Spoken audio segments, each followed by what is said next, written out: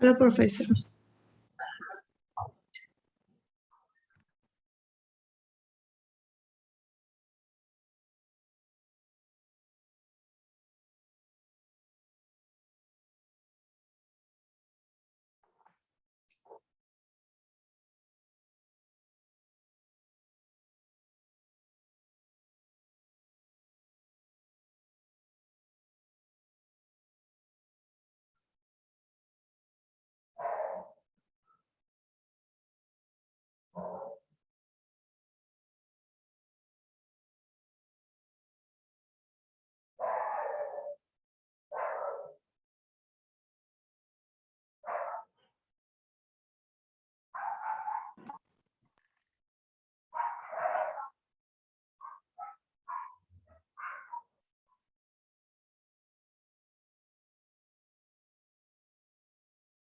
Progress.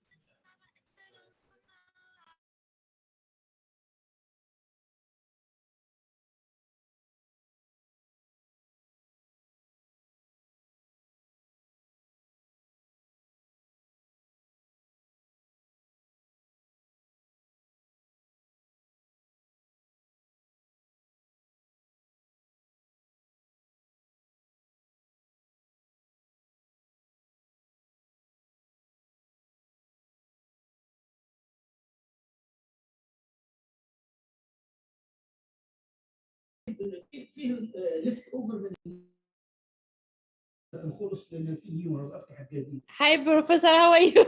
Sorry. Oh, no problem. No problem at all. Hey, Kater. Sorry, And my husband. how does that come into? No problem.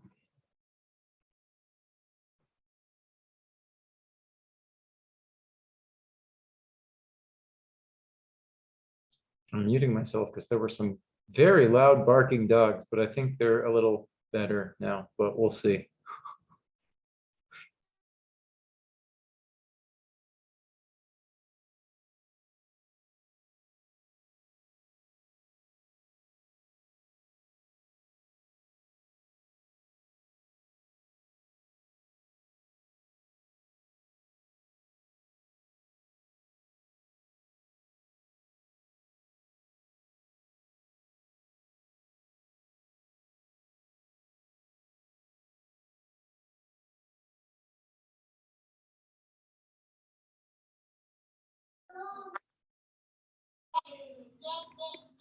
Hello, Professor, and everyone. Hey, Ina. Hey, Bao, as Bao came in too. How are you today? I'm okay. How are you? It's been a crazy kind of week, the last couple of weeks, but I missed you guys last week, but I'm okay. How are you doing? I'm okay too. I was like my baby. I was sick, but not too much. My baby, like it's almost like few days. Like she has fever. Like it's not corona. I took a test. It's not corona, but like she coughing a lot. Her bed, like she couldn't eat nothing. Like I mean, like it's hard when baby is sick, man. Like all the time cranky, not sleeping at night. Oh, man. That's like, I don't know, but I glad it's not COVID. I mean, like it's not corona, so like it's make me feel more calm down because I was worried. Like, yesterday I went to emergency because she was so bad. Yeah. Like, hey, I have to go off. But like, you know, in emergency they always get antibiotic, nothing like, I mean. Right. Yeah. Sometimes I feel like I can buy like everything, ibuprofen, Tylenol, same things that not stay 4 hours in the emergency room. Yeah, visiting the emergency room is not fun. Yeah, I know. I had this. I think it's just this time of the year. I guess people getting sick, kids getting sick. Yeah, that was one of the reasons I had to cancel last week. I had a COVID test this week myself. I also did not have COVID, but yeah, it's just been. But you get sick, like you feel was not well. It's just been like you're saying. I think the nephews and I live with the 3 kids and my sister, and I think it's just maybe that time of year. I don't know what's going on. People are tired. People are sick. It's getting colder. I don't know what's going on. Yeah, but like like yesterday was so like scary because like okay, cough. She has cough.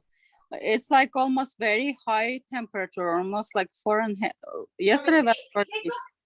And like when she one walk, I saw like she just like, you know, like she just like go near the wall. I see like she can control herself. She couldn't walk. That was like so scary because I took a test by myself. I bought like, because I didn't want to go emergency. I had a lot of stuff and I thought, hey, I can like treat her. I don't want to go, like here is a lot of people, but COVID, like, you know, that's like bad idea. Then like when she couldn't walk, I then I went to emergency, but like they not did much. Like, I mean, they get prescription like more strong antibiotic. That's all. Like I said, I'm glad it wasn't COVID. That's good. Yeah, because like I was so scary. Like, man, like I was like, man. Of course. I'm just wanted to say hi. Anna came in and Rafi's here. Kamgar's here. Just saying hello as usual. You guys don't have to unmute if you don't want to. Hello, Professor, and everyone. Hi there. Hi. Good to see you Glad guys. to meet you again. Thank you. Yeah, of course. Glad you're here. Yeah, I know. I always say this. I know students usually aren't sad when class gets canceled, and I was a mess last week. But I am good. I am happy to see you guys, even though it is always good to see and talk to students, even when I'm feeling kind of a little low energy or don't feel great. But it's really good to see you guys. Really good to see you guys. We'll start in maybe just 1 or 2 more minutes. I'm sorry about, I don't know what's going on. I don't think one of these dogs doesn't like my sister's dog. I don't know what's going on. So hopefully they're not too loud in the background.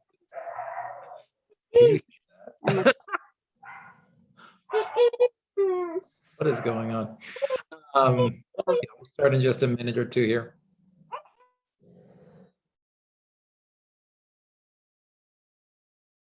But it's week 9, everybody. Halfway through. We made it halfway through. We're getting there. Excuse me, Professor, can I ask a question? Of course, Rafi. How about next semester? Everything come back to normal, maybe, or no? No? Really? I think we're going to have some more on-ground classes, but I just had office hours and was talking about this with a student for a long time. So yeah, I can put this. Let me stop my sharing right now. I'll put another slide. So they made some decisions, the campus, about what's going to happen next semester and who's going to be teaching what, because originally I was going to be teaching the 340 class, transfer level English, but the spring semester, so starting in January 2022, at least in the ESL department, every teacher is just going to teach the same thing they're teaching this semester, because almost everything is going to be online again. I don't know if that has to do with vaccine and making vaccines. I don't know. I just don't know exactly what's going on, but that's what I can tell you about myself here. I'll put this info in, because now I know exactly what I'm teaching next semester. I'm going to share my screen again. Thank you. Yeah. So I can put this up front as people are coming in. I saw a few more people coming in. Arifa's here and Zuhal's here. Hi, you guys. We'll go ahead and get started. Hello, Professor. Hi there. So Rafi's question was about next semester. And as I was saying, you know, at least for the ESL department, it's pretty much going to be the same exact thing that the same exact schedule that we have this semester. And that means almost all of the higher level classes are going to be online. Some of the lower level students, the 30 level, the 40 level, you know, much lower than you guys, I think there will be some face-to-face classes, but, and I could just share what one reason for this is, okay, because of the vaccine mandate, right? Like if you don't have the vaccine, you can't come on campus. Well, when the campus looked at the number of students who were vaccinated, it's not very high yet. And they are worried that if they have all face-to-face classes, but only half of the students are vaccinated, then they're going to have to cancel a ton of classes because there won't be enough people who can come onto campus. Now, again, we can all have our own ideas and opinions and feelings about this. I'm just telling you sort of what's going on, you know? So that's as much as I know for the spring. And because of these decisions, I'm teaching the exact same thing in the spring. So I'm teaching this same Grammar 310 class. You guys won't need that class. If you haven't taken 325 yet, or if you're taking 315 this semester, and you want to continue with your reading and writing, I'll be teaching 325. Or if you want to come study books and literature and poetry, I teach the ESLW 350 class as well. And I have this note here. Now, we talked about spring is going to be mostly online, but no matter what, I am going to be teaching W340. So if you're thinking about transfer level English, right? If you're thinking, okay, regular English 300 or ESLW 340, when should you take that? Do you want to take that? Are you going to go to Sac State or Davis? I'm not teaching 340 in the spring, but next fall, so 10 months from now, it feels a long way away, but 10 months from now, I will be teaching ESLW 340. But to Rafi's question, I don't know. Will that be face-to-face or online? I don't know yet. I don't know yet. Professor, why like they like many people they don't want like to vaccinate, right? They don't want to be vaccinated. So why they not like get like, okay, each week people like just do a test themselves and just like show their proof that they don't have like I will just tell you the truth. Talking about why the college is doing these things is for someone who makes way more money than me to talk about. I have no idea. It's not my decision. And in my mind, I'm not trying to not answer your good question, Ina. It's just like these decisions are happening so high above me that it's kind of like, I feel like those people should be explaining themselves better than I can. Do you know what I mean, Ina? yeah, but like they could like, and then many students will be face to face, right? They just do tests each week or a couple like 2 times per week, and that's it. Like they show it like, and it's like it will be much easier, and like many students can come on campus and study well instead of home. In home you can study very well, you can concentrate, like kids around, everything, like like when you come to college you just like studying, you don't have what to do, just like you have to study. Yeah, I understand. I really hope that in the fall we get a good mix of both, right? So for students who want face-to-face, there is that option and they can go face-to-face.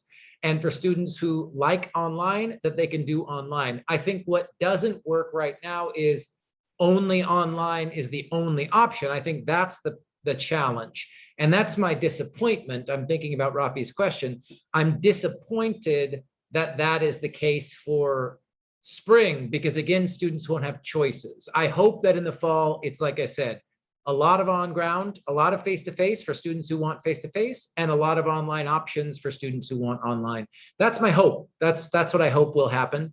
But I don't know yet. Like I said, they were still making decisions about the spring, last week, 2 weeks ago. So it's just still so crazy. So yeah, thank you all for your patience and doing everything you can.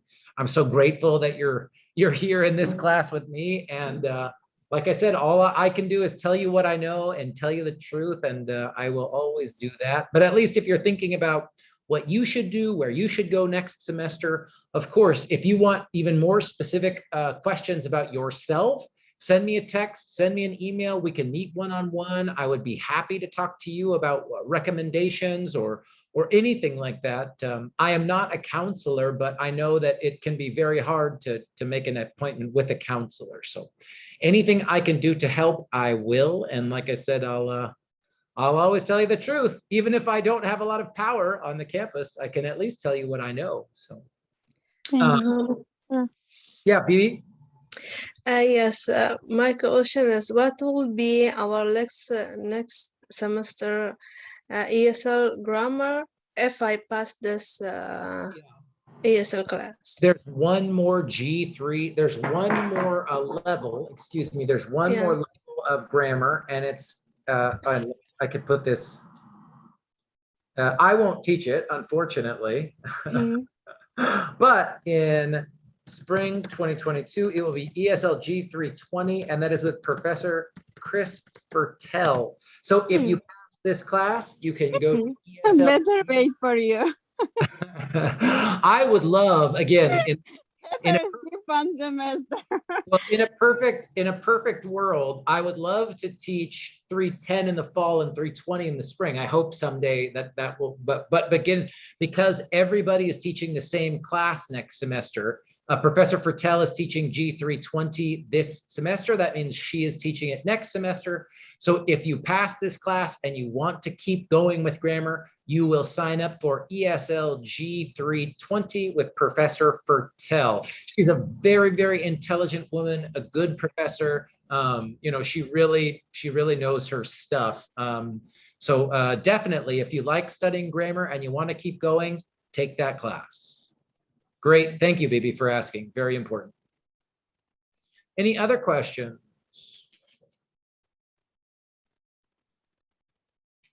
Cool. Thank you. I know we're getting close, right, to enrollment time. So I have that ready for the 325 class to talk about today too, but thank you. I'm glad we could talk about it today in our class. Yeah, so today is Tuesday, October 19th, week 9, you guys, week 9. We are getting there. We are getting there. Again, if you're just coming in, I think I saw a few Zuhal or Zuhra, I think just came in. I just talked about next semester and what I'm teaching, and then what you can take if you want to keep going in grammar. But here's our agenda for today. So I do have a warm-up activity. Again, just a chance for you guys to talk to each other for just a few minutes. And then I am going to introduce Grammar Writing 2, right? Today I finished. If you resubmitted a revised Grammar Writing 1, you got more points. The grades are in. I'm mostly caught up. So there's a few other lessons that I still need to grade, but a lot of things in Canvas are done. So if you're waiting for points, you won't have to wait much longer. But because we're done with Grammar Writing 1, I'm going to introduce Grammar Writing 2. Then I do want to show you and talk about lesson 10. That is basically what we're going to be doing for Grammar Writing 2, right? That was the lesson where you practiced the subject noun phrases and the verb phrases. So I've got an answer key that I want to show you for that lesson. And again, it will help you prepare for Grammar Writing 2.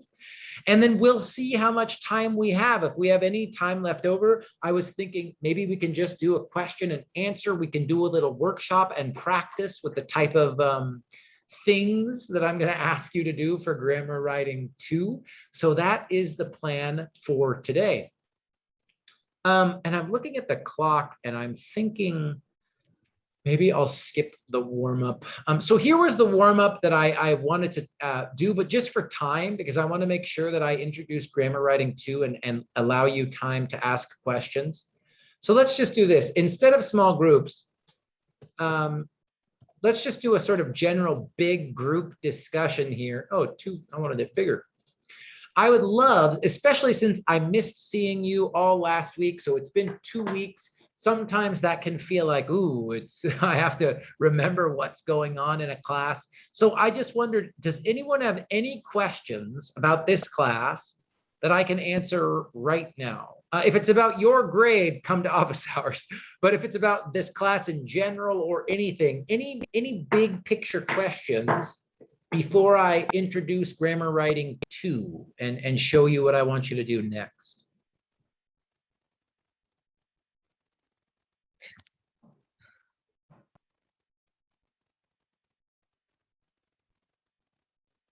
Can I ask a question? Of course.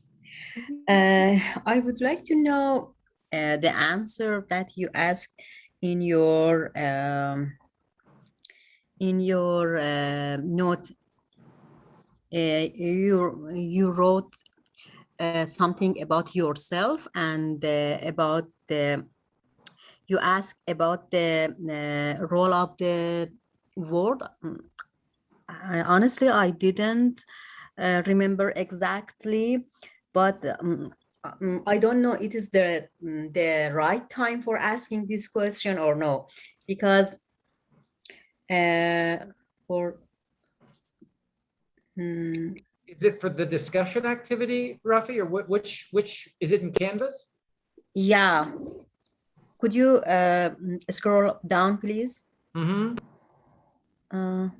No, not this one. Okay.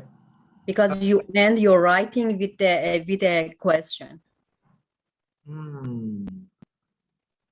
And it's not the welcome letter? No. I'm sure it isn't the welcome letter. Is it discussion number? About the analyzing the word and part of a speech. Oh, this here? This was discussion 2? This part?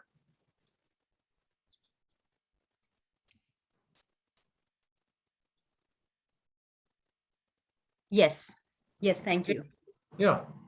Let's take a look. We talked about this in class a couple weeks ago, I think. In this case, there is no object. Okay, so we're talking a little bit about subjects, verbs, and in this case, the question is about an object.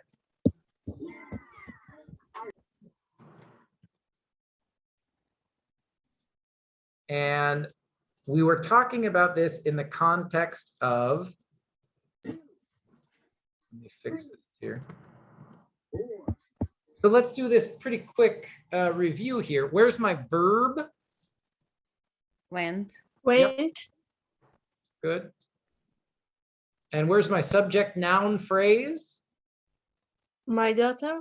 Thank you. I agree. Both words are the noun phrase, the whole noun phrase, right? Now, what part of speech is this? Position. Yep. Preposition. Preposition. Right. So because this is a preposition, now that means Lake Tahoe, it's a noun, right? Lake Tahoe is a proper noun. It's a place, right?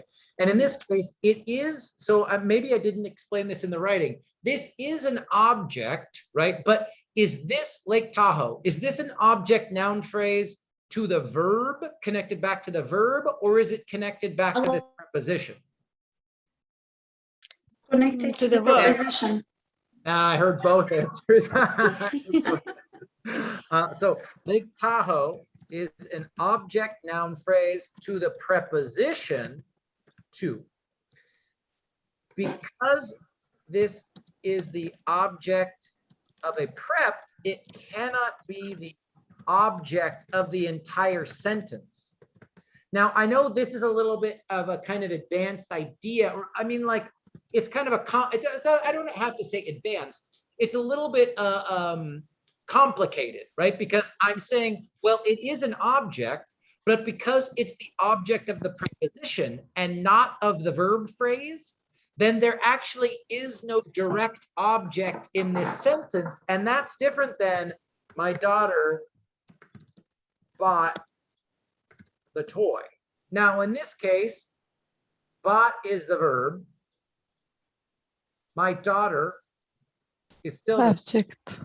and the toy is the direct object to the verb, right? It is Yes. receiving the action of the verb instead of supplementing or being connected back to the preposition, like in this sentence. So I could make this a color to say, let's just make this yellow, and to say that this Thank whole you. thing is a prepositional phrase. But in this sentence, right, there is no prepositional phrase. I've got subject noun phrase, I've got the verb, and I've got a direct object noun phrase. That's what the toy is, Rafi. So that's why in this sentence, we have an object, but it is the object of the preposition. That means there is no direct object in this sentence. If, for example, if we say, if we have my daughter went to hospital, how about this sentence? The same? Yep, exactly the same. Because went, let me make this yellow again, exactly the same. And for the exact same reason, right? The only difference is to prep. We've got a determiner now that we didn't have in the other example, and the noun, right? And that means what? That means the hospital is the object E to the preposition, and to the hospital is a prepositional phrase,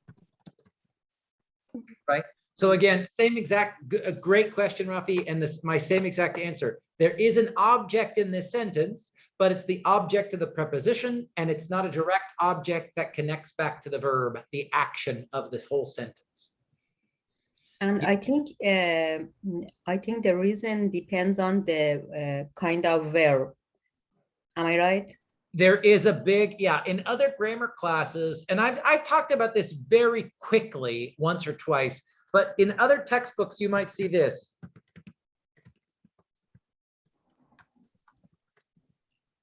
There's, you could do, I mean, some textbooks go into a lot of detail about this. If you are really interested in this thing about objects, you could Google or go to YouTube. I mean, there are going to be hundreds of videos about this, but it's transitive and intransitive verbs. And what we're talking about here is what Rafi was saying. Okay, some verbs must take an object, right? Like, so here's an easy example. And I won't go too deep into this. I'll try not to. Let's see if I can be short. I give. Now, I don't know. Some teachers might tell you I give period is okay. To me, I don't think give is one of those verbs that it's transitive, right? It kind of must take an object. You can't just, a speaker, and this could be true in any language, right? If you use the word give in Chinese or in Spanish or in Farsi, it doesn't matter. The speaker is going to think, give what? What did you give, Yeah. right? Yeah. And Yeah. that's like Rafi is saying, you're going to have, even if you just say, I gave I gave the $100 bill. I gave the brand new car with the shiny red paint. I mean, it doesn't matter, right? It could be a one-word noun phrase. It could be this shorter noun phrase. It could be one of these crazy, weird academic phrases. There's still going to be something here that we, the reader, the speaker, is understand it is what I gave. And that's what Rafi is sort of saying. Some verbs must take a direct object, right? Some verbs must take a direct object. I think this is interesting and important, but I will say I don't talk about it as much because I think for us at 310 level, it's much more important to think about action verbs versus the linking and the stative verbs, because even at 310 and 320 level, I see students make this mistake all the time, right? The difference between I go, I talk, I give, and I think, I feel, I am, that's really tricky, right? For some students. So you are absolutely correct, Rafi. And like I said, if you, I should try and find maybe one or two of these videos that are my favorite. I don't have one right from the top of my head, but if you Google transitive and intransitive verbs or watch a YouTube about it, it's definitely something that there's a lot of information out there about this type of verb. Thank you. So yeah, you're exactly correct. And my last thought about that would be also, yeah. So what can I say here to make this clear? Give is one of the English verbs that must take a direct object. Direct object. And again, well, I'm just curious. List of transitive verbs in English. I mean, there's probably going to be a long list here. 125 examples. Right? This is another reason that I don't talk about this too much, is because it's one of those things, it's like the subordinating conjunctions, right? Like if you look for a list of subordinating conjunctions in English, sometimes it's like, oh my God, like how am I going to memorize 50 subordinators? Well, how are you going to memorize 120 transitive verbs, But it is, I'm with you, Rafi. It's interesting and it's important to be a little bit aware of. So yes. Thank you. Thank you. Yeah, it's a great question. Cool. Anybody else have any grammar questions like Rafi's question, or any questions just about the class in general before we talk about grammar writing number 2?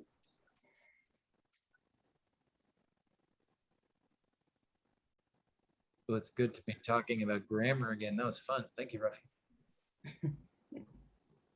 All right, let's look at grammar writing number 2.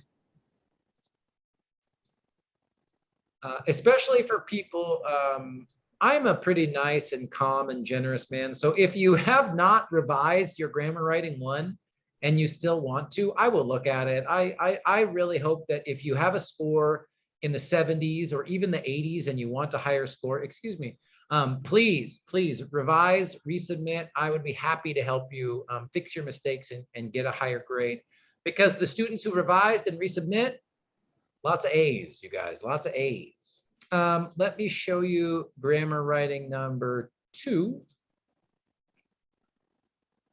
So again, here at the very top, yes, I'm still sharing. At the very top, it says download the grammar writing 2 assignment sheet and template. That's what I'll show you. But remember, all of the instructions are right here in Canvas 2, right? Everything that I'm going to show you is here on the assignment page. But I'm going to use the Word document to show you guys right now.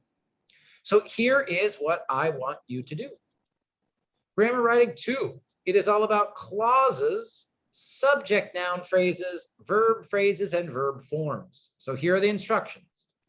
For this assignment, I'm asking you to analyze your own subject noun phrases, verb phrases, I need to fix this, and verb forms. These instructions are still correct, excuse me. So you'll copy and paste 8 sentences from your introduction letter or one of your discussion posts. Like Rafi's question was about one of my posts in the second discussion. There is a third discussion post that I hope you will all complete soon. I think we only have 6 or 7 posts, but we will use that one in the future too. So it's up to you. If you want to use your same sentences from grammar writing 1, that's totally fine, because we're analyzing for different stuff this time. If you want to use your own sentences from the discussion 1, 2, or 3, that's fine too. I don't care, as long as it's your own writing.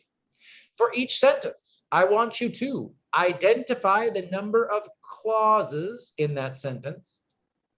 Then for each clause, I want you to identify the subject noun phrase.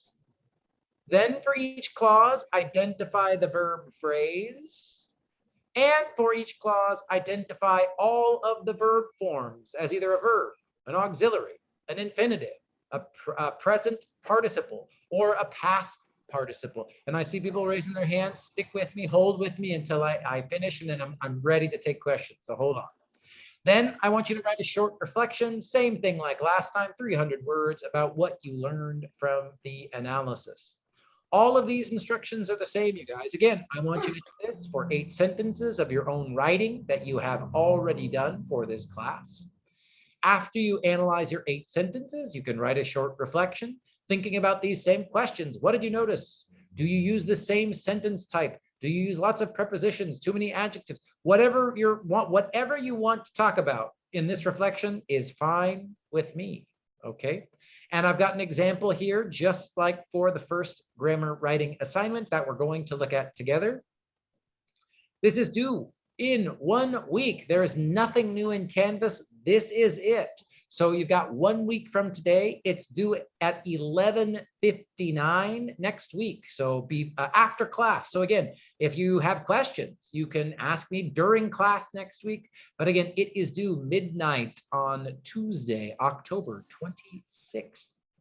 The rubric is exactly the same as last time, right? 50 points for your analysis. Did you correctly identify the number of clauses? Did you correctly identify the subject noun phrase, et cetera, et cetera?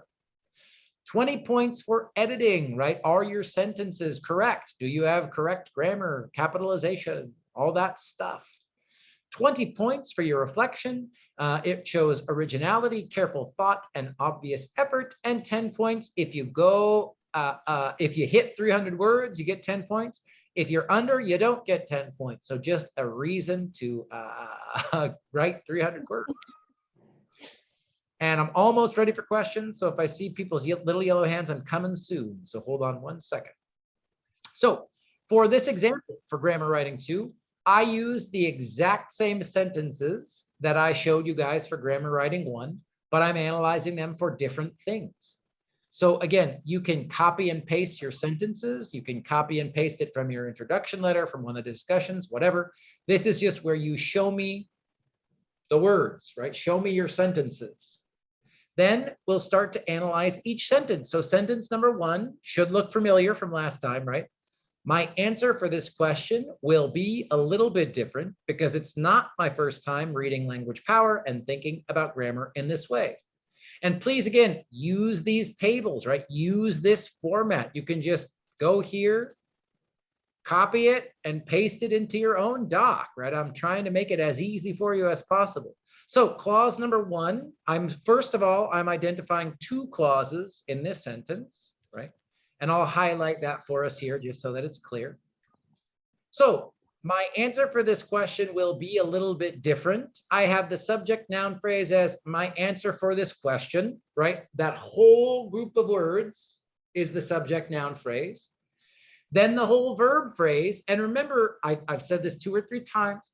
The verb phrase is basically the verb and everything that comes after it, right? At least until the end of that clause. So the verb phrase will be a little bit different, right? Because this is the first word in the verb phrase. And this is the beginning of the new phrase. Here's our subordinating conjunction. So will be a little bit different. And in this clause, I've got an auxiliary will and the main verb be. And that's it, right? Those are my verb forms in this clause. Clause number 2, because it's not my first time reading Language Power and thinking about grammar in this way. So clause number 2, the subject is it, right? Because it. The verb phrase starts with the conjunction it's not my first time reading Language Power and thinking about grammar this way, right? And this is the end of the verb phrase because the beginning starts with the verb. And in this case, it goes to the end of the sentence, right? And in this clause, I've got much more information about verb forms, right? So the main verb is it is. So it's is the verb. Not is one of those auxiliaries for making things negative, right? And then I've got ing. So I've got reading. And like we've talked about 2 weeks ago and the week before that too, this is the present participle form of the verb. It's not an actual verb. It doesn't have a subject attached to it. And thinking also an ing, right? So that's what we do. For example, that's it. That's the analysis for sentence number 1. 2 clauses, 2 subject noun phrases, 2 verb phrases, and then you explain all of the different verb forms that you use. Now I'm almost ready for questions, but your sentences, you guys, if you only have 1 verb and no auxiliaries, that's fine. If you don't use the past participle, the present participle, I'm not worried about that, right? I'm not looking for you to analyze. I don't need you to have a lot of complex sentences. I just want you to be able to analyze the different verb forms, even if it's just the auxiliary, right? That's totally fine. So that's what I'm looking for. And we'll go through and look at the next 2 examples, and then we're going to practice this for the rest of class. But first, Zainab put her little yellow hand up a long time ago. I'm ready, Zainab. Please tell me. Yes, Professor. I have a question about the sentence. Yes. Yeah, you said we can copy paste the sentence from the introduction letter, right? Your introduction letter. Your introduction letter. Your introduction letter. Because I did same mistake the last grammar writing Oh, you too. did, yeah, I know. Yeah. That's why I tried to say, right? Your own writing. I tried to make it bold and obvious. Your own writing, your own writing, your own writing. Okay, I got it. Thank you. Okay, good. So, can we copy and paste our from last writing class writing assignment? I love that idea, Bibi. So as long as it's your writing, it is fine with me. If it's your own words, I don't care if it was for this class, a writing class, that's totally fine. Great question. Okay, thank you. Rafi, I see your little yellow hand too. Excuse me, Professor. I think our writing maybe are small or simpler than you, and maybe we don't have something non-phrase, maybe just one word as a subject, or simple verb or something like that. Is that okay That's for fine. you? And in fact, let's look, that is totally fine. And notice even here in clause number, in the second clause, Rafi, it is the whole subject noun phrase is just this pronoun, right? Yeah, what if several sentences just the number two, they have just one word as a, I mean, they don't have subject noun phrase. They have just subject as a one word. Is That's that fine. okay? Yeah, that's totally fine. And I think Okay. I'd say two things. I just want your analysis of your own writing to be correct. So if you've got a lot of subjects that are I, we, it, whatever, that's fine. Excuse me. Okay. And then what I really hope is that when you write your reflection, you start to think about this, right? If you notice, wow, right, my subject, I really don't use groups of words. I don't use phrases. I only use really simple subjects. I would love just write about that. That would be absolutely something to write about in your grammar, in your reflection. And I do have a little example of this that I'll keep showing you, Rafi. So as usual, you are sort of predicting where I'm going, but I'll show you the example for that as well. Thank you. Does that make sense? Yes, sure. Thank you. Okay, perfect. So let's look at the next sentence. This one's much less complicated. And even though we only have one clause, we do have some different verb forms. I think, to Rafi's question, even if your subject noun phrases are simple, I still think you guys are using ing and auxiliaries. So I still think it's good for you to analyze your own writing for this stuff. So sentence number 2, however, I can share a bit about my beliefs about learning and teaching grammar. So we've got one clause, right? I've got an introductory element, like we've talked about. I've got a sentence adverb before the beginning of the sentence. And here's my clause, right? My clause is just one sentence. This is a simple sentence. My subject noun phrase is I. The verb phrase is everything that comes after it, right? Can share a little bit about my beliefs about learning and teaching grammar. And then inside the verb phrase, we do, even though it's a simple sentence, there's some interesting stuff going on, right? I've got an auxiliary verb, can. I've got share as the main verb. And then I've got learning and teaching. So again, these have the ing. We could talk about gerund or not gerund and what part of speech. Again, we could go really deep on that in 320. But remember, I taught you guys, if it's got an ing, but it's not a verb, it's still going to be the form of the present participle. Now, like I said, if the present participle is acting like a noun, then we can call it a gerund. That's fine. But for this assignment, if it's got an ing and it's not the main verb, we're just going to call it the present participle, right? So learning, present participle, teaching, present participle. Right? So this is kind of an example of Rafi's question, right? Your subject NP is one pronoun, not a problem. But we've still got some interesting stuff going on with the verb forms that I think is important to look at, right? Questions about sentence number 2. I've got one more example, and then I've got an example for the reflection. Professor, here is learning and teaching is a verb. No express. We're going to call it present participle. And Bibi, if you, like I said, if we wanted to go really deep and we wanted to do an analysis of, are they acting like object noun phrases to a preposition, that means they're a gerund, we could go there. But for this assignment, right, Yeah. it can't be the verb because I've only got one subject and the main verb, Already verb.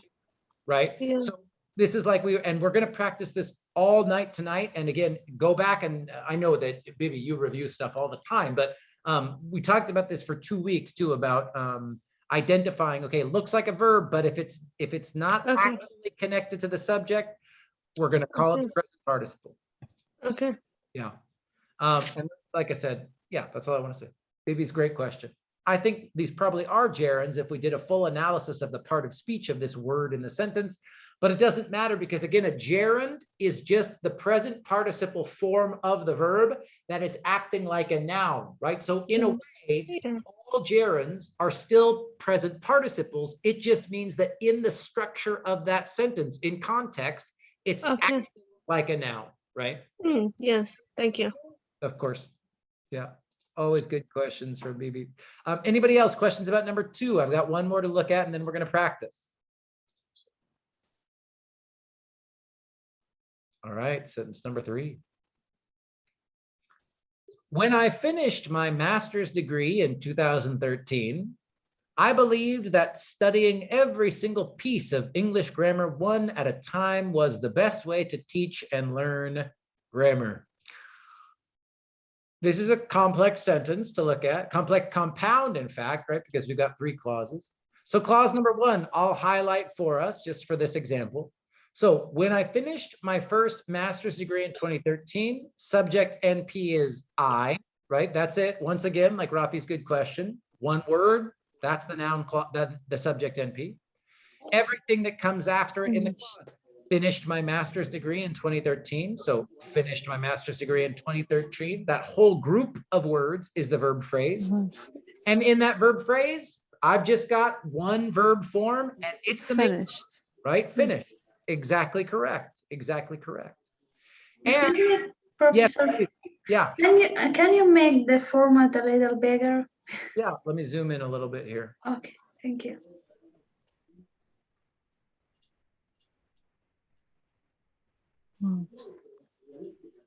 Thank you so much. Yeah, of course. All right. So clause number 2, again, I'll highlight for us. I believed, right? Now, again, you might be thinking, okay, that, what's going on with that? If you wanted to say this, we could talk about that, that's fine. But this is a sentence that we're going to talk more about this before the end of the semester. In this case, that is acting like a subordinator. And I'm going to show you why in a second here, right? Because if we look at this, I believed, I've definitely got a subject, I, and I've definitely got a main verb, believed.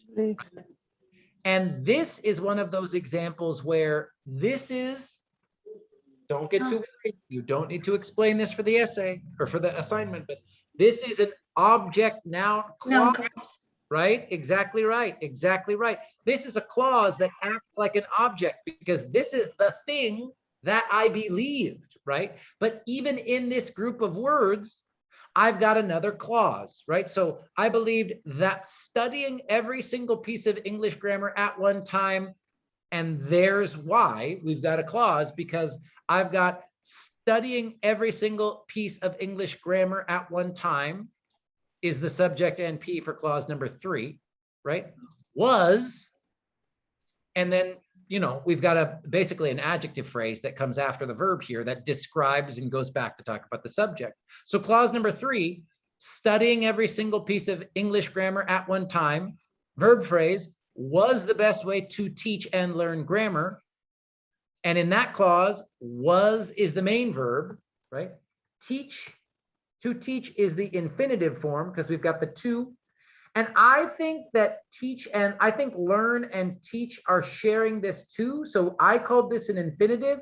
If you wanted to say, well, it looks just like the base form of the verb because it's not conjugated and I don't see the to right in front of it, that's fine too.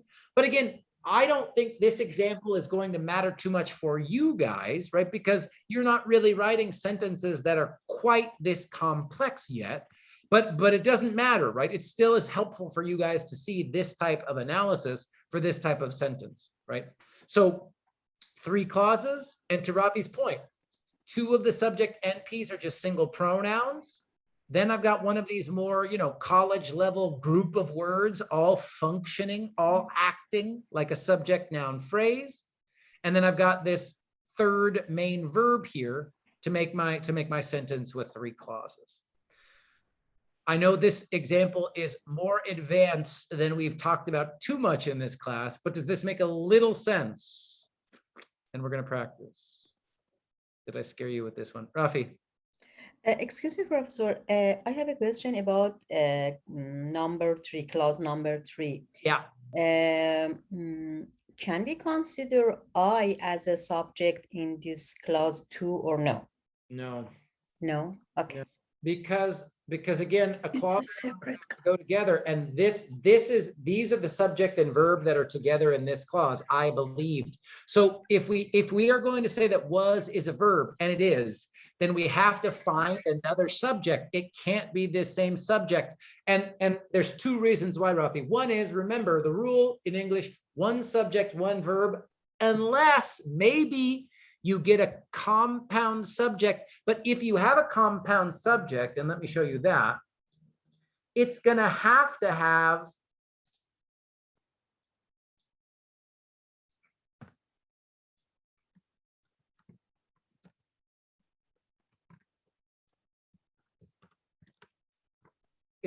to be very obvious, right?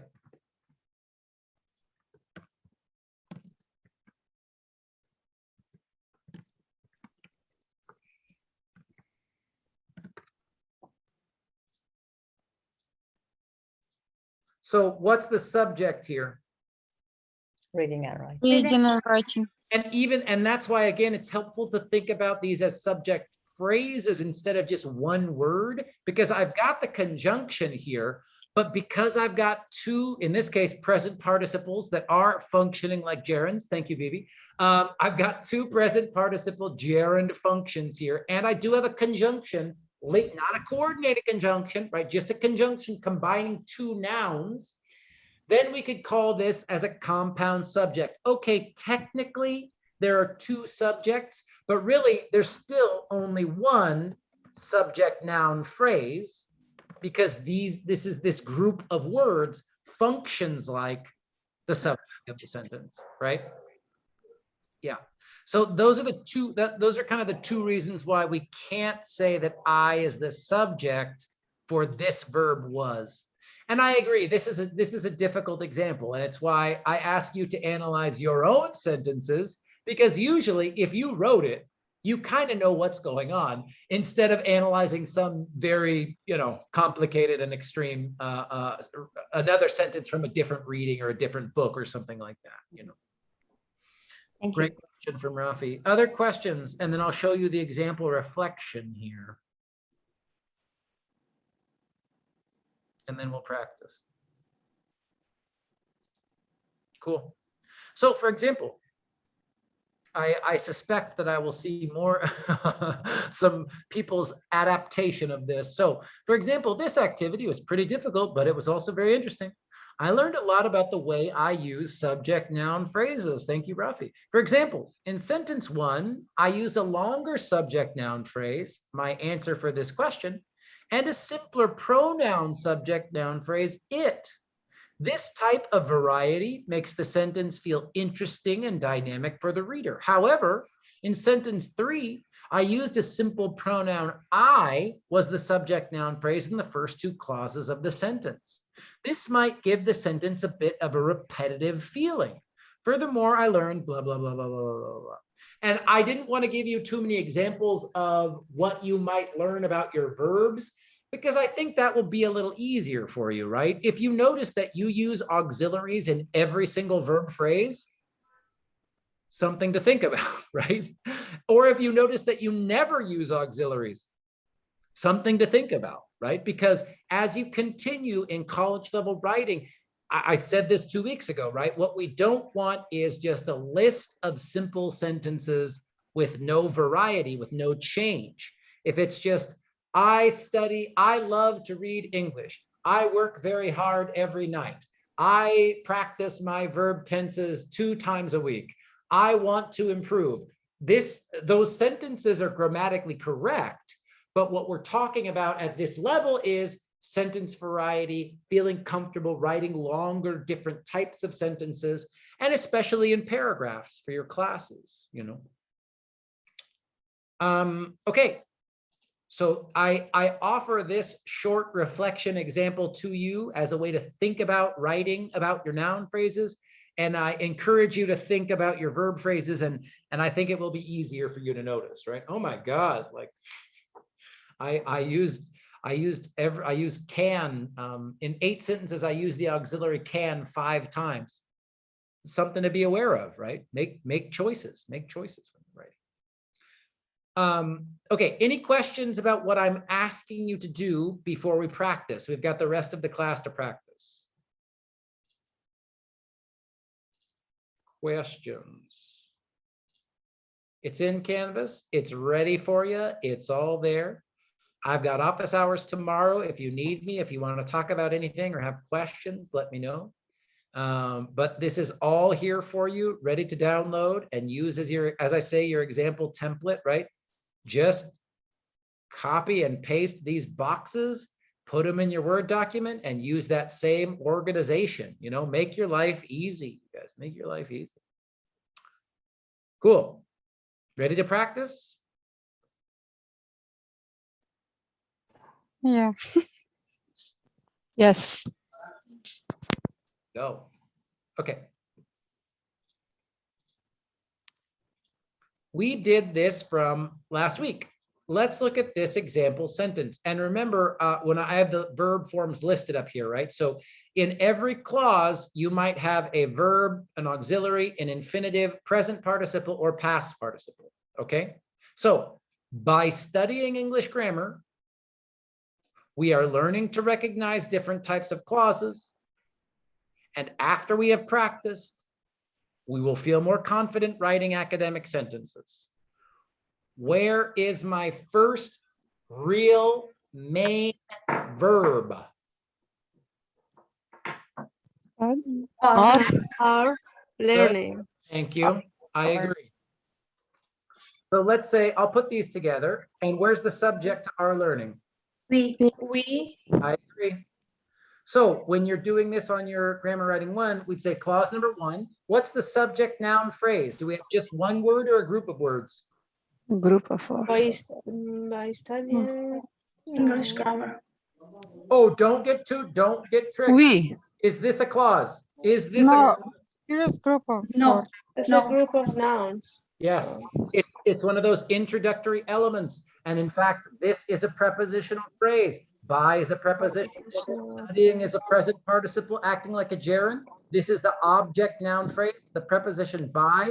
This whole thing is an introductory prepositional phrase. So I do have a present participle here, but it's not a part of a clause, so we don't even need to worry about it, right? If you wanted to type that into your lesson and go extra, that is fine, but I'm only asking you to look at clauses, okay? So we are learning. So again, I'll ask you, what's the subject NP? One word or a group of words? One word. One word. One word. We. That's it. One word, we. And now remember, the other thing that I've said, the verb phrase is everything starting with the first part of the verb to the end of the clause. So what's the whole verb phrase here? Are learning. Are learning to recognize different type of classes. Clauses. Yes.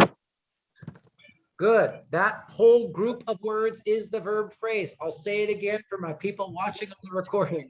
It starts with the first part of the verb. That might be an auxiliary. And it goes to the end of the clause. That's the whole verb phrase. And remember, I'm having you practice this because it emphasizes, it really will help you understand verbs are the king. Verbs are the queen. They are so important that they're so powerful that they control all of the words that come after it in the clause, right? That's why they're all a part of the verb phrase, okay? So now within this group of words, we do have some different verb forms, right? So I'll just list them and then we can say are. What do we have? Auxiliary. I agree. learning. Learning. What is learning? Base form. Yes, learning is the main. Present participle. The Right. main one. Learning is the actual verb. It's in the grammar of the sentence, it's the action. Right now, you are Yes. correct. It is in the present participle form, but if it's the main verb, I want you to call it V. I want you to call the main verb verb. I don't care if it's in the simple past, in the present, it doesn't matter. I want you to be able to tell me what the main verb is, okay? Mhm. Now, then we've got to recognize. What do we have here? Infinitive. That's it. That's the clause, right? So for clause number 1, the subject noun phrase is we. The whole verb phrase is are learning to recognize different types of clauses. And we've got 3 different verb forms. Are is the auxiliary, learning is the main verb, and to recognize is an infinitive form in this clause. We can have PowerPoint. Okay, Vanessa, I just saw that there was a comment in the chat. Vanessa saying, we can have that PowerPoint, or I should do my notes right now. I will always, as always, I'll put this PowerPoint that we're doing right now into Canvas as soon as we're done, Vanessa. So take notes if you want to, but all of this will be in Canvas by tomorrow for sure, okay? Of course, always, always. Okay, so second clause, I'll just identify for us. Here's clause number 2. After we have practiced clause number 2, what is where's my verb? Practice. Practice. Is any other word a part of that verb phrase? Have practice. Have auxiliary verb. Excellent. And where's our subject? We. We. Excellent. So the subject noun phrase is we. We What's the verb phrase? have practice. Have practice. Yes, I heard Zuhal, I heard Bibi, absolutely. And then we've got have, verb form. Have is auxiliary Practice. Yep, and practice practice main verb. exactly right. And of course, like I said, if you're thinking, but Jeff, this is the past participle. Yes, it is the past participle, but remember, I want you to tell me what the big main verb is. So the main verb is in the past participle form, but in the structure of this sentence, the verb, or in this clause, excuse me, it is the verb. Practiced is the verb. And then our third clause, we will feel more confident writing academic sentences. Where is my verb? I will feel. Will feel. Feel is the main verb. Good. And where's my subject? We. Excellent. So is my subject noun phrase. What's the whole verb phrase? Will feel more confident. More confident academic writing academic sentences. I'm a very happy man right now. I agree. Excellent, excellent. And let's go through it. Will is Auxiliary. will is Feel is main verb. good, and writing is Present participle. participant. Present. Present. that's it. That's it. That's it. That's it. That's it. Any questions about this one? Other than Vanessa saying, will I put this in Canvas? Of course I will. I've got more that we're going to practice together right now too. Any questions about this sentence? No, it's easy to do in class, but it's hard to do our homework. Well, of course, like I said, then email me or come to office hours. I'm happy to help you do it when you're working on it. That's fine too. You know, that's fine too. Okay, now remember, I did want to talk about the answer key to lesson 10. This was about that sort of unique and strange sort of article that was about people going into the dumpster for food. And I know some people did this 3 or 4 weeks ago, so just in case you remember. But remember, Yes. this was a little version, early practice of what I'm asking you to do now, because what that activity was in the textbook was identify the noun phrases and identify the verbs. Right? So I wanted to do this by showing you the answers, but I also wanted to use it as a way to practice what we're going to do for grammar writing too. So let me copy and paste this here, because we can do this. And again, I hope that this will answer some of the questions and explain some of the answers that people had for this assignment. Yes. Okay. So we've got Americans hate trash, comma, so much so that some American lawmakers want to pay other countries to take our trash, comma, just so we don't have to deal with it. So how many? 3. Yep. 3. I agree. And again, I made this as an answer key, so I'm already sort of showing you just one word here, especially for the verbs. But so what's the subject noun phrase in this first clause? Americans. Americans. And where's my verb phrase? Hate Hate. Hate. Trash. trash. All the way to the end of the verb phrase, of the clause, excuse me. I just have underlined the verbs because that's what I was asking you to do for this first lesson, not this first lesson, but lesson 10. But remember, for writing 2, I want you to do the whole verb phrase. So my verb forms are hate. What is it? Main verb? Yep, it's the verb. Trash is not. Good. Trash is a direct object. Trash is a transitive verb. Oh, Trash is a direct object. It is the thing that receives hate, right? It is the thing that the subject hates, right? mm. Now, clause number 2, so much so that some American lawmakers want to pay other countries to take our trash. Where is my subject noun phrase? Some American lawmakers. Good. I gave that to you bold, so you know that's good. How about my verb phrase? Everything that comes after it. Want to pay other Want to pay other countries to take our trash. Good. Excellent. Now we have a lot of different verb forms going on here, right? So I've got want is Want is main verb. good. To pay. To pay is infinitive. It is. And to take.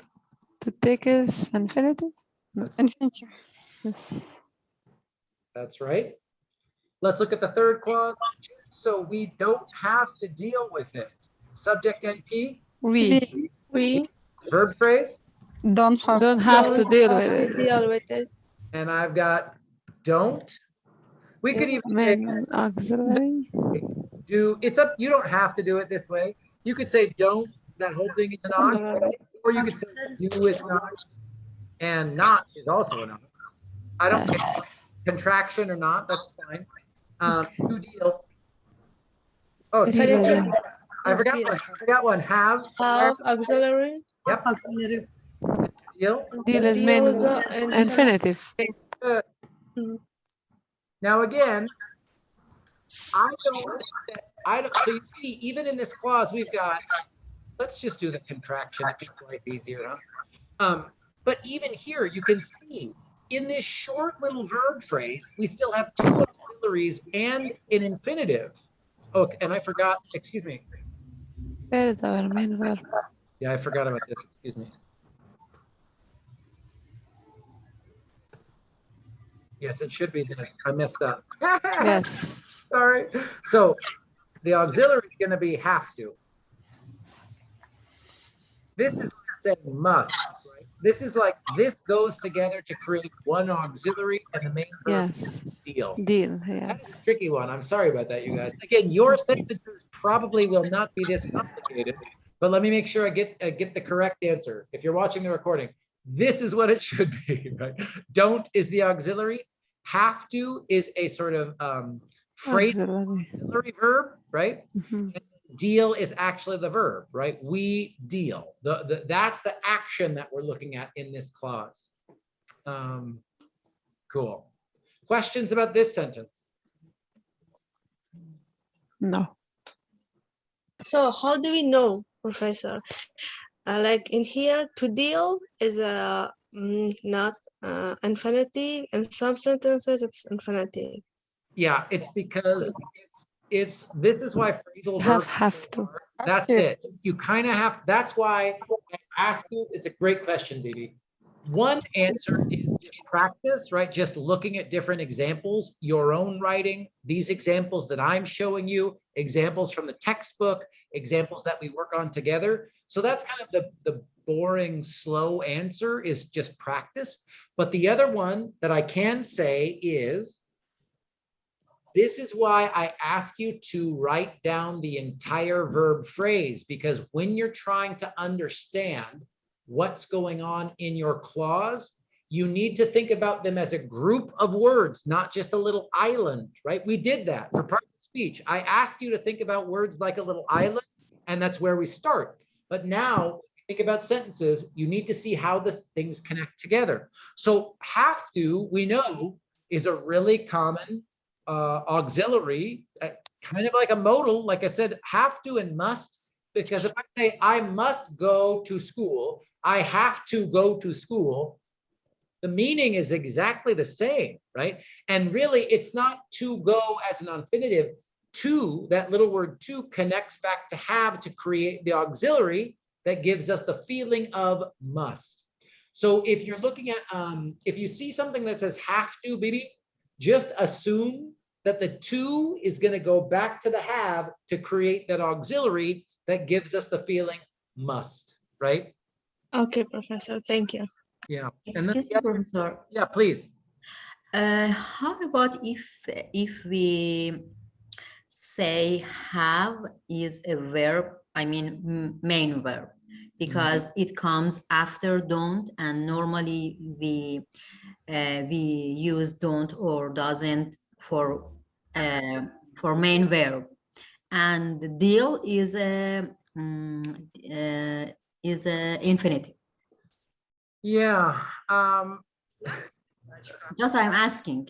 No, Just it's because this is why, again, remember, I know I've said it many times and I don't want to repeat myself, but again, this is why even when you go to people who have PhDs in linguistics can have disagreements, right? Because, okay, if you wanted to analyze this clause as we don't and have is the main verb, and this is like, again, it's like the object, it's the thing that we don't have, it's the thing that we don't own.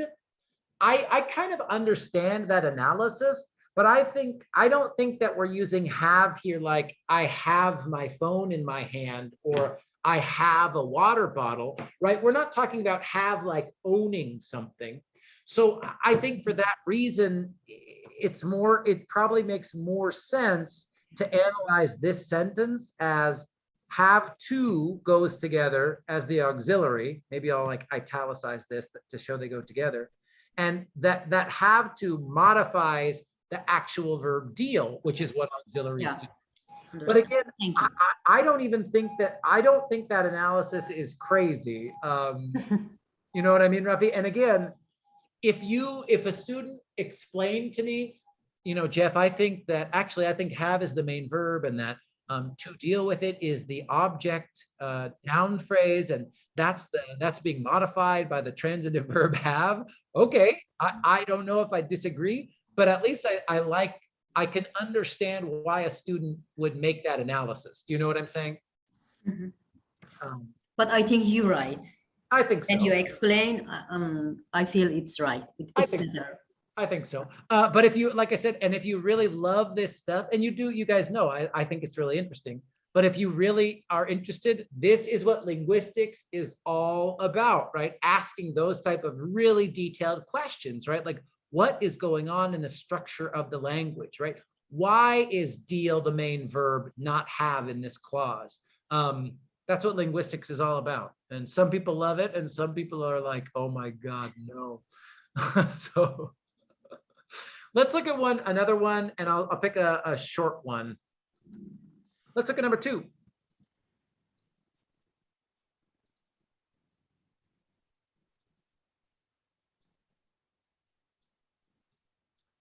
Trash smells, it looks gross, and it's everywhere. How many clauses? 3. That's right. My subject noun phrase for trash smells? Trash. And what's my verb phrase? Smells. Great. And what's my verb form? Smells. Yes. Everybody's favorite. This is going to be everybody's favorite sentence. The second clause, it looks gross. What's the NP? It looks gross. Look. Main verb. Yep. Oh, I hear somebody's excited.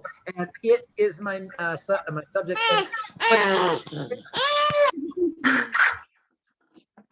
Somebody's excited. Yep. Now, this is like Rafi's great question.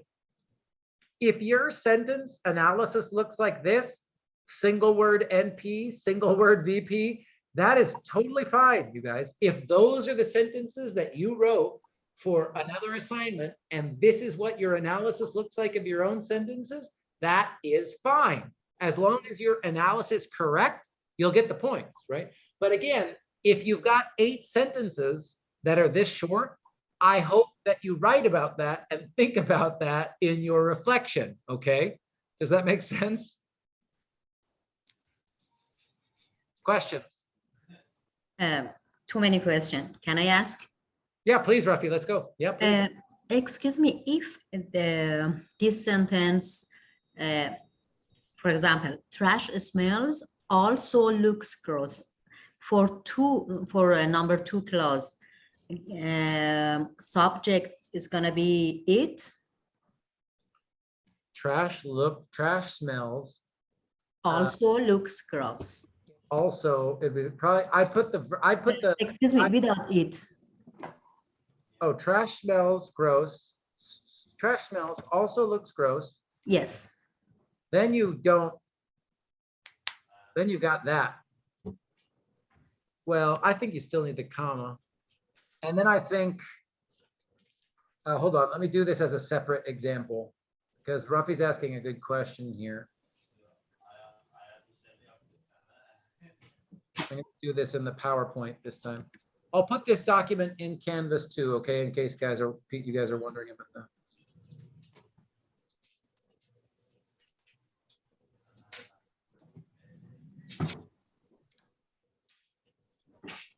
And the reason that I wanted to, ay, ay, ay, qué feo.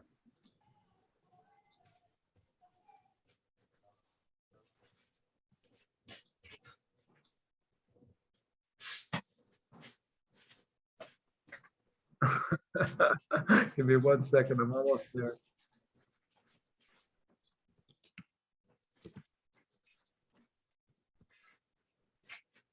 I'm glad I can type fast, you guys. I did not know that would be such a valuable skill for my teaching, but it's become very helpful on Zoom.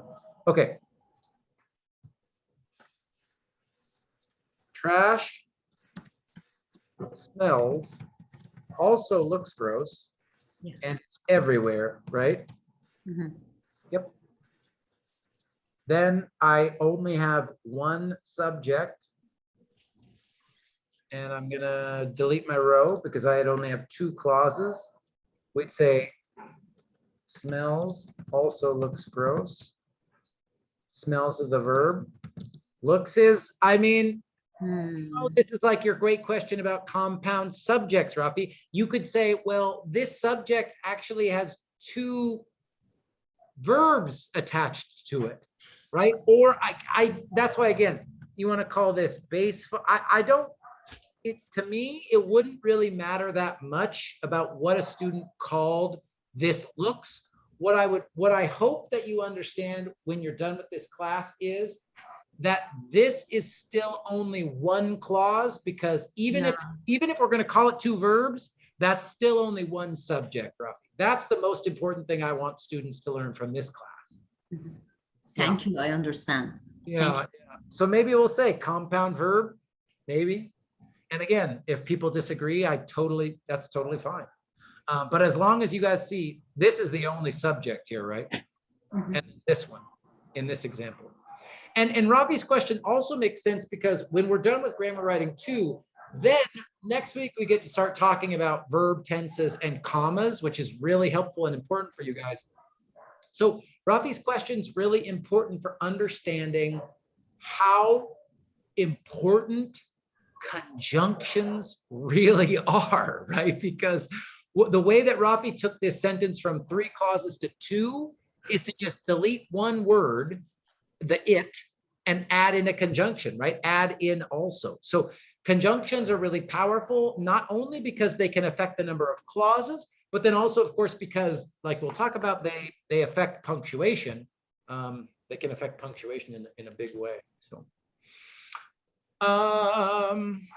any other questions? great questions from Rafi. We have 4 minutes. Should we try and do one more? Should I take some quick questions? How can I finish and make sure you guys feel confident? The only thing you have to do is grammar writing 2. If you're still missing other activities, don't worry about them. Take pause, do them later. I hope, give yourself 2 hours for this class this week. Give yourself some time to do grammar writing 2. You guys are ready for this activity, because once we're done with this, then we open it up even more, right? This is where we can really start to talk about different verb tenses and making your sentences much more interesting and not analyzing every little single word. We won't have to do that after this grammar writing 2. Questions?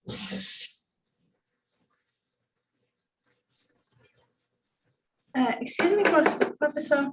Please. How many grammar writing will we have until in the end of the semester? At least 3, but maybe 4. In a perfect world, we do 4. But if we need to go slow, because like I said, next week I'm going to start to introduce 2 new verb tenses, and you guys know how I teach, right? If we need to go slow for you guys to understand and learn, we'll go slow. That's fine. But if we go through the verb tenses quickly, then we might be able to do the full 4 grammar writing projects. It just depends. It just depends. Okay. And also I have one more question. I need more information for next classes about adjective phrases and adverb phrases. Okay. Yeah. Okay. Just something you want to talk more about, or review, or just something you need more information about? Yes. Okay. I'll see if I can squeeze that in. Okay, thank you. Thank you, Parisa. Anybody else? Welcome. That's it. That's all I got. I think from listening to you guys, I think you guys are ready for grammar writing 2. Again, just make sure you use your own writing. If you use the same sentences from grammar writing 1, that is totally fine, because we're analyzing for a totally different part of English grammar. But like Bibi said, if you want to use something you wrote for a different class, I think that's a great idea. But whatever you need. And remember, I have 2 hours of office hours tomorrow. If you need help, email me, text me. I am happy to meet with you. As long as I can do it, I will do it. Did I see anybody else have a question? Vanessa, did you unmute yourself or have a question? What is that in the announcement? Oh, this, you can watch at the beginning of class. I was just talking about, Rafi was asking about the spring semester. So I was just saying, these are the classes that I am teaching next semester. Okay, G310 again, ESL325, that's reading and writing, and a higher level writing class. But if you want to keep going, then Bibi was asking, if you pass this class, and I think almost everybody will, and you want to keep going with grammar in the spring, Professor Fertel is teaching ESLG320, and that is the last grammar class. That's the highest level grammar class. So that's what this was about, Vanessa. Oh, that's good. Thank you. And again, I talked about it in maybe too much detail at the beginning of class. Anybody else? Thank you, Professor, for your information. Thank you. Thank you all so much. I'm going to stop recording. Like I said, if you need me, email me or text me, and I can stick around for a few minutes if you have questions. See you guys.